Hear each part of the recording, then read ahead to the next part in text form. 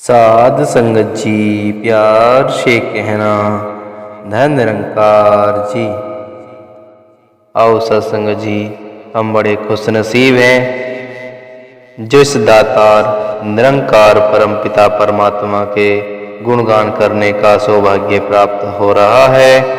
सत्संगत जी, जैसे कि आज जितने भी महात्माओं ने अभी तक सहनशीलता और विशालता के विषय पर अपने भाव गीत, कविता या व्याख्यान के रूप में रखे हैं, सत्संग जी, उन्हें सुनकर हमें जो सीखने को मिला, यदि उसमें से 2 गुणों को भी अपने जीवन में उतार पाए तो आत्म सुधार का कितना गुंजाइश है।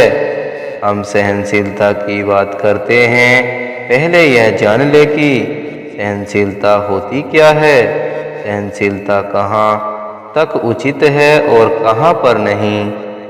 हम घरों में भी देखते हैं कि हर एक का अलग अलग स्वभाव होता है, सत्संग जी, लेकिन फिर भी वहाँ अपनापन और प्यार होता है।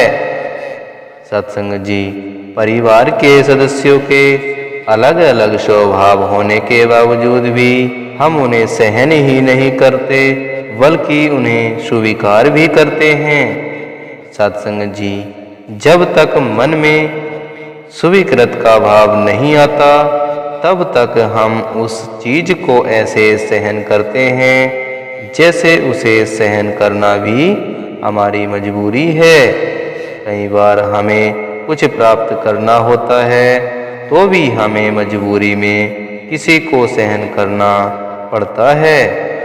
और सत्संग जी, लेकिन जहाँ प्यार होता है वहाँ हम इसलिए बर्दाश्त कर जाते हैं क्योंकि मन में स्वीकृत और अपनापन आ गया है। हमारी सोच तो एक दूसरे से अलग अलग हो जाती है, लेकिन फिर भी हम उनके दृष्टिकोण को भी स्वीकार करते हुए प्यार से विचरण करते हैं। तो सत्संग जी, जैसे कि अवतार वाणी की पंक्तियों में भी कहा है कि क्षमाशीलता जिसके अंदर वो सुंदर निशान बना, जिसने जितना सहन किया है उतना ही महान हुआ। आओ सत्संग जी, एक सहनशीलता व्यक्ति के लिए ये पंक्तियाँ लिखी गई हैं कि जो जितना सहन करता है वह उतना ही महान बन जाता है। हमें यह सोचना है कि हम क्यों सहन कर रहे हैं, क्यों सहन करने के पीछे हमारा सिर्फ यह उद्देश्य है।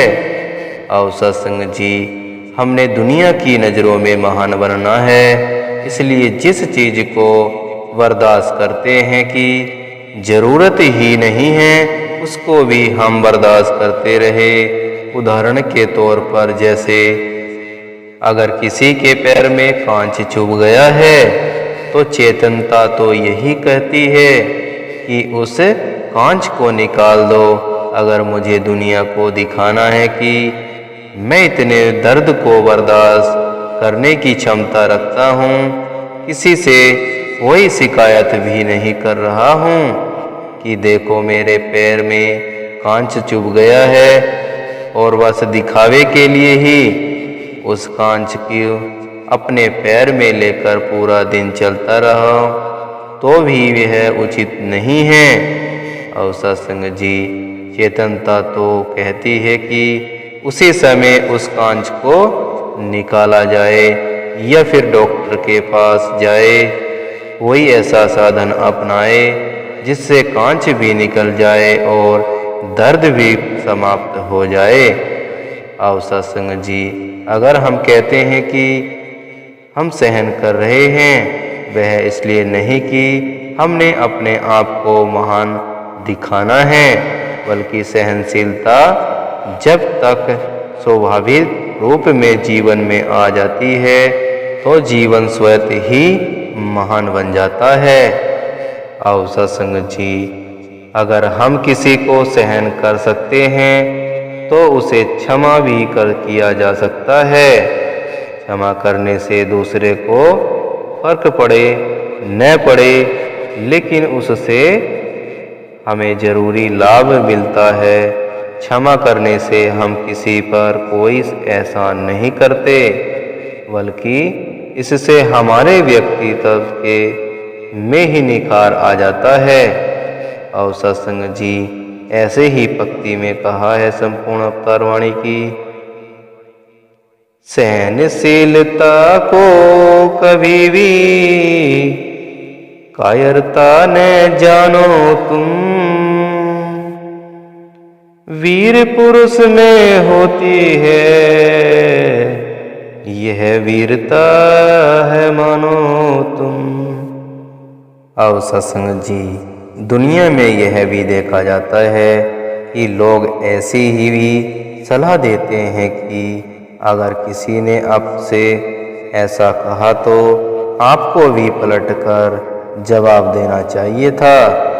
सत्संग जी आपने क्यों सहा, आप चुप क्यों रहे? संसार में लोग यहाँ तक भी कह देंगे कि चुप रहना, यह सहन करना तो कायरता की निशानी है।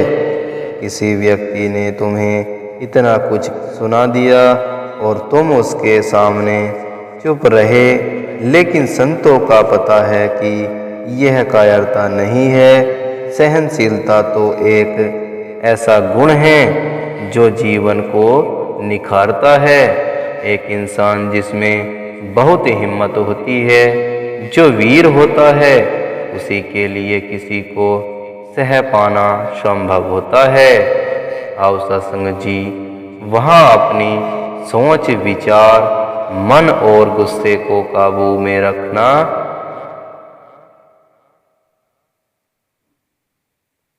इसलिए किसी और के लिए भी परेशानी का कारण नहीं बनता है। वह समझाता है कि अगर किसी को ऐसा बोलने से मेरे मन को चोट पहुंच रही है तो मेरे बोलने से उसके मन को भी चोट पहुंचेगी। और सत्संग जी वह सामने वाले को चाहे सुना भी सकता था, लेकिन वह ऐसी नहीं करता। अपने बोल और मन पर काबू करना कायरता की नहीं, बल्कि सहनशीलता और वीरता की निशानी है।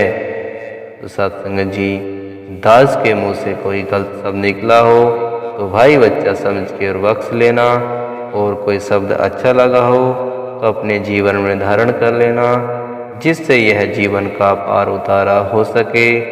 और सत्संग जी प्यार और सत्कार से कहना, धन निरंकार जी।